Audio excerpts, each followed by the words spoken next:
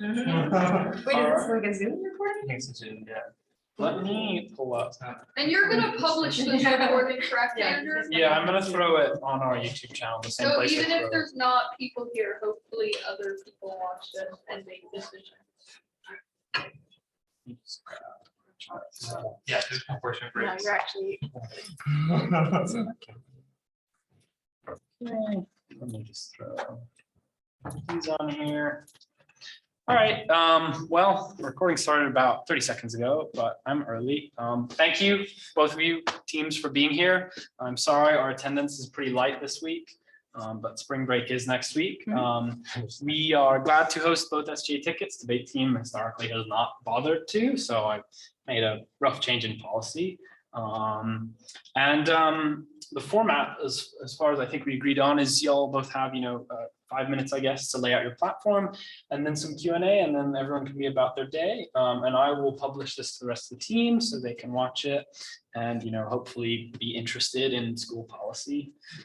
They see themselves as above it. I don't know. I care what happens on campus. Some of our members, I don't think. But anyway, so I'll just, I don't really know who to start with, but start with y'all if you want to introduce yourself. And then y'all can introduce yourself, and then you can both dive into 5-minute speeches, and then we have some Q&A. Does that sound good? Yeah, absolutely. All right. Cool. Hi, everyone. I guess kind of you as well. My name is Ron Sahani. I'm a fourth-year aerospace engineering major, transferred from Purdue in fall of 2019. And I serve as the current vice president of academic affairs for SGA this year. Hi, my name is Rupatha Banerjee. I'm a fourth-year double majoring in math and econ, and I'm serving as a current vice president of external affairs. And I worked extensively with Grace last semester, who was the standing GP external. So I'm going to speak a little bit to her experience and projects, and she can be doing it. Hey everyone, my name is Srija Samuka. I'm a third-year economics major and CS minor here at Tech. The last 2 years, I've been the transfer student representative in the House of Representatives, and yeah, that's about it. I'm Gunjan West. I'm a third-year public policy and international affairs major, also transfer student. And past semester, I joined SGA as campus safety committee chair. Who wants to go first? You mind? Okay, cool. Absolutely. All right, cool. So as Grace and I are coming up with our campaign, we wanted to kind of take a look back at past SGA campaigns and see how successful and unsuccessful they've been. So over the past couple of years, the student body has made about 250 campaign promises with only about an 18% success rate. So really, really low kind of conversion rate. So Grace and I really wanted to take a different approach to how SGA campaign should be run. We really wanted to understand, where does SGA thrive in, and kind of went on from there. So we realized that SGA thrives in two spaces. One is the project side. That's the side that Grace really thrives in. Probably will touch on it in the community arts fair, on the Midtown Food Fridge, and then the advocacy side is kind of where I thrive in. So talking with students, understanding what the concern is, and then turning around and then working with the administration and faculty to understand how we can resolve some of those concerns. So with those kind of two foundational values in mind, we developed a set of 3 pillars that we believe kind of will guide us and set us and hold us to a new standard of kind of how we want our advocacy and projects to be done in SGA. So the first pillar is kind of broad and I kind of like make fun of it. It's that tech students should have more fun. What does that mean? So it comes in 2 ways. From an academic perspective, reevaluating co-curricular chains and curricular complexity so that you can take the classes when you want to take them, not necessarily being locked into your career program. When I first transferred to Tech, I was super excited to take classes in aerospace, but then also take classes in things that are not related to aerospace at all. But as soon as I got to campus, I kind of realized that's really not the case. And talking with students, realized that they also have this kind of difficulty as well. Outside of the academic world, we really think SGA should be a space where students can have fun and really kind of enjoy the presence of other students. For example, like, Emory had Jack Harlow a couple months, what can SGA do to bring people from the Atlantic community on campus to kind of celebrate the diverse art community that we have. In addition, things like the community arts fair that Rukata had again just last week, and then that Grace started last semester, I think will be really, really important. Working with performing arts groups to make sure that they have a space on campus and also can share their talent, I think will be really crucial. The second part is the second pillar kind of goes into financials a little bit. Are either of you out of state? Okay, cool. Oh, really? Wow, okay, interesting. So obviously tech is very, very expensive for out-of-state students. And I realized that we spend a lot of money outside of tuition in the classroom, things like lab goggles, lab notebooks, even software to do our math homework, right? And there's a lot of money, kind of different accounts that we can use in tech to funnel kind of that money towards this so that we don't, as we as students, don't necessarily need to pay for out of tuition classroom expenses. And I think that'll be really important. I'll let kind of Rakanth talk to what she's been doing and kind of what we want to continue on for next year, but outside of the academic. Absolutely. So alongside seeing the expenses outside of the classroom, we're also seeing mounting costs of access to things like healthcare, food, and housing on campus. We already know that there's a housing shortage, unfortunately. Like a lot of undergrads are being pushed off from campus. And on top of that, on the mental health and well-being side, we're seeing that students can only visit psychiatry services 6 times before they're required to pay. And visits to psychiatry will exponentially drop after that 6th time because it's a burden to continue to pay for prescriptions and stuff like that out of pocket. And on top of that, our current health services doesn't accept Medicaid, which means low-income students are disproportionately overburdened with paying out of pocket for certain medical services, for prescriptions. So something that I started working on, and Grace was also working on last semester, is expanding telehealth services to make it more accessible by way of kind of reducing those financial barriers, and also trying to advocate for reducing mental health care costs and general prescription costs, other medical service costs. So students don't have to continue burdening themselves with those out-of-pocket costs for something that should be really fundamental to their well-being. On top of that, the community fridge that me and Grace started last semester to kind of destigmatize food insecurity on campus, because around 10% of students are afflicted by it, which is a really, really large number. So yeah, making sure that students have access to free and fresh food, ensuring we're kind of breaking down these barriers to prescriptions and medical services and mounting costs to that end. So those are some of the things that we've been working on and will continue working on. Yeah, and then our third pillar really is kind of, in my opinion, is the most important pillar, is that SGA needs to do a better job with listening. So in the past, you'll have campaigns come to different organizations, kind of like this, I guess, except not Debate Club historically. But oftentimes what will happen is that a campaign will come, they'll kind of say some things, and then you'll never really see them again on campus. You see them as a distant face, but then really don't understand what's going on or what they're doing. And one of the things that Grace and I are committing to is making sure that we have meetings with different student organizations, VSOs, cultural groups on a monthly basis to make sure that we understand what the student concerns are. In the past, I think it's been an SGA's SGA, where SGA carries out their agenda, but doesn't necessarily get student feedback. So I think really grounding ourselves in the fact that we want to advocate for and do projects on what students think is important, I think will be really fundamental to next year. So with that kind of being in mind, if it's okay with you, can I dive right into questions? Sure. I mean, are you able to wait for the other candidates to stay their platform before questions? Okay, Or is that too much of a time? I have to go at like 6:20. Okay. Y'all make it a 5-minute speech as well. We could probably keep it shorter, yeah. Many of the same problems that they just mentioned are things we've identified as well. In our time at SGA, we've seen that it's difficult to understand what the clear thing that SGA is supposed to do. And when we've been talking to these different organizations, they understand as well. Clearly, SGA has a big role in advocacy, but there are some other things that it's not necessarily clear what its role is supposed to be or how it can best do that. And so what we believe issue is individual roles in SGA are not clearly defined. And we have these great people that do these great things, but year after year, that work gets chopped up or broken, not because of the people, but because of the structure and continuing over into the new different things. Yeah. So we are looking at how can we reform the organization itself to better represent the student body, to better advocate for them, and also bring the community together. SGA's first point on their and its mission is to empower student organizations. That comes before embodying the student opinion. And that's something that we haven't historically done the best of. Part of that is there's some legal reasons in the past couple of years, but there is still a lot that we can do in the role of expanding community and building up other organizations here on campus, in addition to the advocacy role. There's room for both of it. We want to do both of that. We want to work to structure the organization to best be able to do those things so it can advocate better, so it can build community better, so it can do all of these things. And it's clearer to the student body what SGA does and what they can do.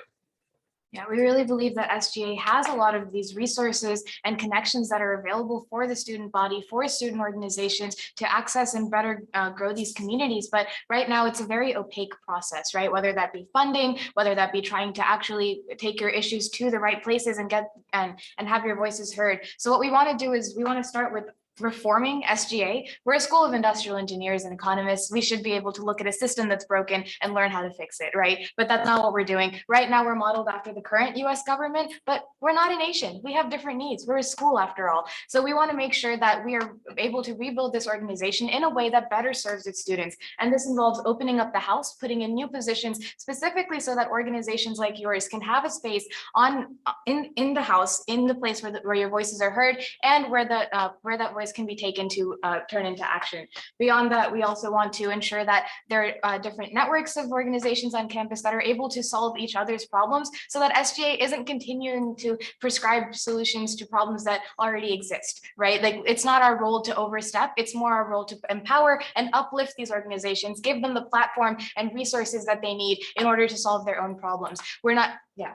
The second platform of our It's Time for Real Change realism acronym is empowering all communities. And we've already touched on that. It's about ensuring that different communities, from transfer students to international students, have a voice and are advocated for properly, and that we uplift them, but also connect them together. We think that's a role that it feels difficult. We were both transfer students, of finding your spot, your community here. At times, we want to make sure that it's easier for all people to find their places, and that all these diverse silos of groups on campus connect. Part of that's a reflection of just going to a tech school, but we believe we can help work and change that, and SGA can be the common thread between all of our different communities on campus. The third part of our platform is advocating for mental health. And while we recognize that there's only so much we can do as a student organization, and we will continue these advocacy efforts at the state level, there's also a lot that we can do on campus right now. We want to take a more holistic approach at mental health, as per recommendations from our current VP of Wellbeing and other mental health groups on campus. There's a lot more that we can do to better the student experience here that can ultimately lead to better mental health outcomes as well. It doesn't have to all be top down.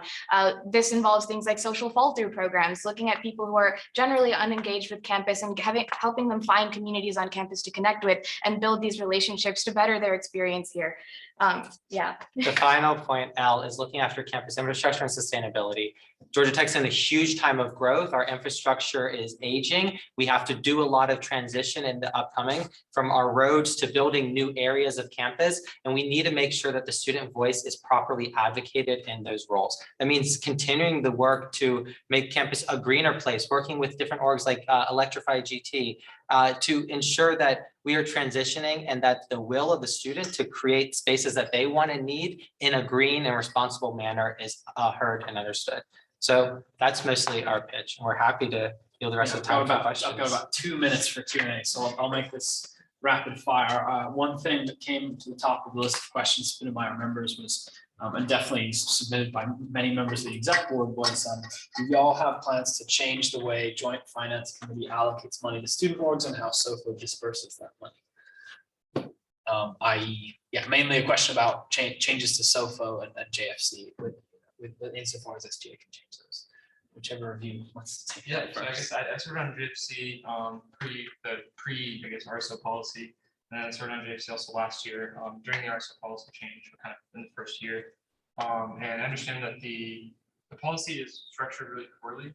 We've actually had discussions with the faculty executive board now on ways that we can change the RSO policy. Our current JVP of finance, he has been working really hard at GT Legal to try to get a lot of that change. That Graves? Oh yeah, yeah. And a lot of the issues falls on really the institute not kind of understanding what the concerns are.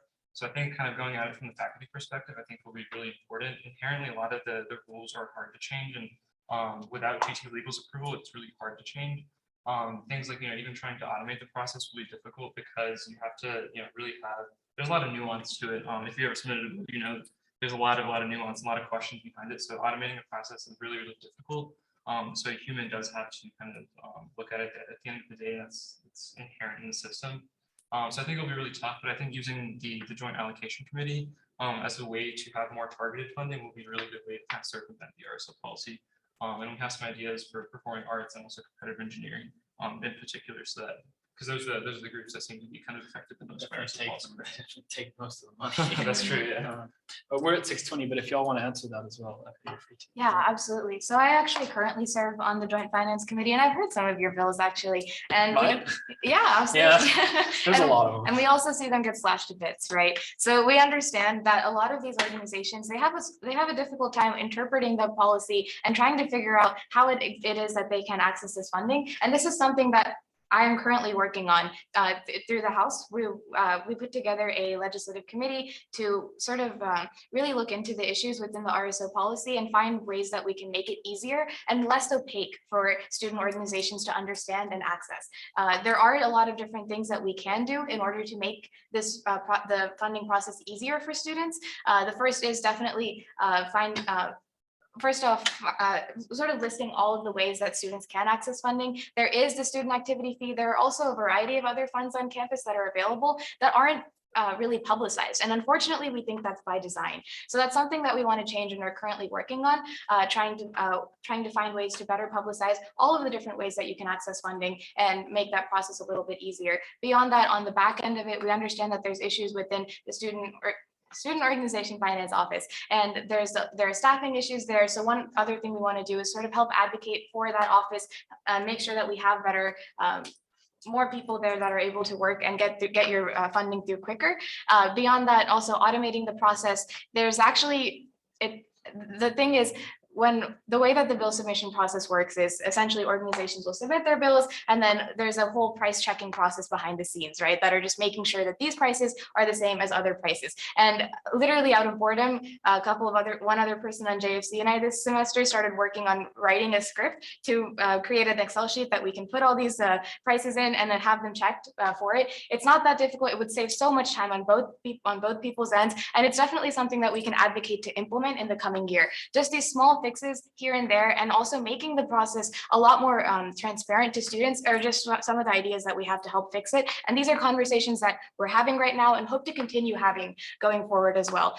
This also involves finding ways to separate the definitions of different types of organizations. We don't think competitive engineering organizations need to exactly have the same guidelines as smaller organizations like even just the debate team should have. You have completely different needs, and because of that, different budgets and spending requirements that you're going to have, right? And so we want to we're trying to work to find different legal definitions to better define those and help you guys better access the funding that you need in ways that make sense to you.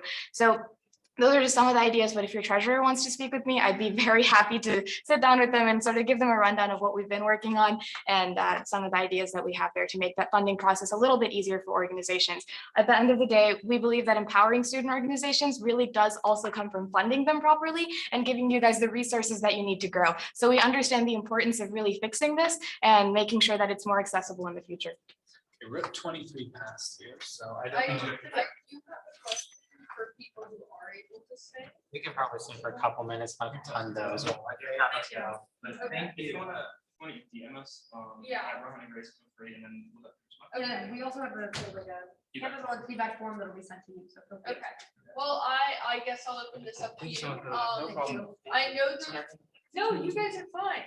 I know there's been a lot of conversations about potentially having a more flexible curriculum for students, and I know that's something they touched on in particular. So I guess it's good that I'm asking you, how do you guys intend on talking to administrators to kind of get a more flexible curriculum for students, kind of lighten up those prereqs and allow students to take classes that are more interested in their specific needs, while still balancing things such as accreditation and keeping Georgia Tech as this top school where employers have a guaranteed skill set out of our students? How would you guys balance that and bring it up? So I think the answer to that question is it's not entirely our role. It's our role to advocate on the student body opinion. So putting that on one person or one people, you're not going to get a good answer. A lot of that has to be done with faculty, but what we can do is improve relationships between students and faculty. Because right now the president serves on the faculty executive board, and occasionally some of his vice presidents will go, but essentially anything doing with the faculty is essentially just the president dealing with. And that's one person. He has many advisors, but that's a lot to ask for one person. or with the academic affairs, which is Rohan's role. But what we want to do is we want to make a better committee that is dedicated to these academic affairs. So right now we have 40 executive committees, which is a lot. Many of them have 1 or 2 people. I don't know how many people are on the academic affairs committee. I don't believe it's that many. We want to condense these committees down into maybe 5 or 6 that are relevant. One of those being academic affairs. When we get more members from the community and outside perspective that have interest in academic affairs on this committee, that committee can work closer with faculty and be a better reflective representation. Because right now, when we concentrate this power and this duty into one person, it's unfeasible, new ideas don't come, and it's difficult to hear everyone's perspective. So our role would be to change the structure to allow conversations from concerned people, from students that are happening. Because right now, students feel like they don't have a way in, or the academic affairs does a great job of what they think best, but this structure just isn't in the place for them to get feedback and other ideas and solicit. So ours is not, I can't give you specific policy solutions because it's a complicated issue. I can give you the structure that we would change to enable the best conversations to happen. Great. Do y'all have any closing thoughts before I cut off the recording? I think besides that, voting closes in less than 24 hours, 5 p.m. It takes less than 20 seconds. You can vote at elections.godtech.edu. Of course, if you have any other questions, you can visit, probably easiest just to visit our website, sg4sga.com. You can find our Instagram, Linktree stuff there. All right.